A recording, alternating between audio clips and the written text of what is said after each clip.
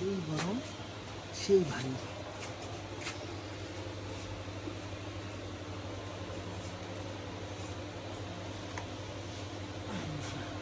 কি ব্যাপার?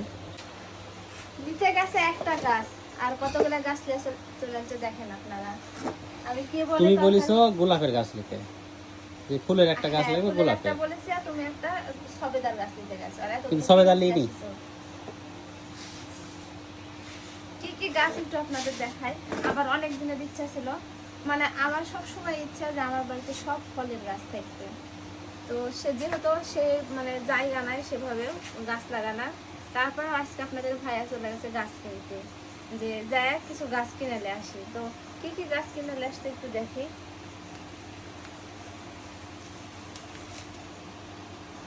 এই যে এটা হচ্ছে আমড়া গাছ। এক সময় কিন্তু আমাদের আমড়া গাছ ছিল, আর সেই গাছটা মানে সমস্যার কারণে কাটে ফেলা লাগিছে। তো এই যে এটা হচ্ছে আমড়া গাছ। হ্যাঁ, আর এই আমড়া গাছে আমরা ধরি মনে করো 3 বছর পরে।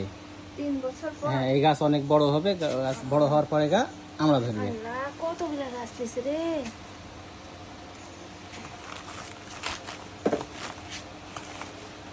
এটা হচ্ছে তোমার এটা আতালেওয়া। লেওয়া। লেওয়া, এই লেওয়ার দেশি গাছের এটা। আমার এতই স্বপ্ন যে আমার বাড়িতে একটা লেওয়ার গাছ থাকবে।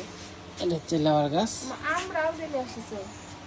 এই আমরা আবার ওই চাচা দিল। হ্যাঁ, এই আমড়াটা হচ্ছে তোমার, দেখো এই আমড়া, এটা গাছ বড় হবে না কিন্তু সারা বছর আমড়া থাকবে।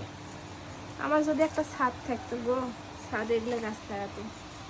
আল্লাহ, এই যে এই আমড়ার গাছে এই আমড়া এই থাকবে। আমড়ার একটা বৈশিষ্ট্য আছে, এই আমড়ার কোনো বিচি নাই, আমড়ার কোনো আঠি নাই। আটি নাই। আর কি কি গাছ দিছে একটু দেখি। ও আমি অনেকদিন থেকে বলেছি একটা গোলাপ গাছ নিয়ে আসো, তো সেই জন্য এই যে একটা লাল গোলাপের গাছ দিছে, সুন্দর হয়েছে।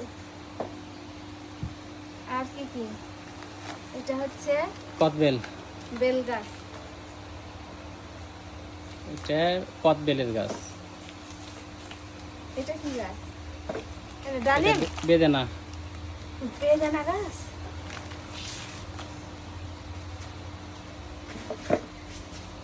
গাছের মাঝে আমি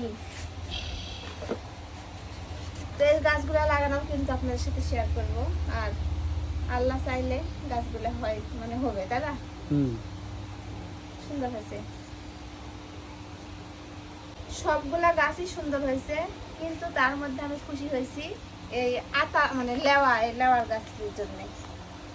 লেওয়ার ফলটা খাইতে আমার খুব ভালো লাগে। আর হচ্ছে এখন আলাদা আলাদা করলে, পৃথক পৃথক করলে প্রত্যেকটা গাছই ভালো হয়েছে।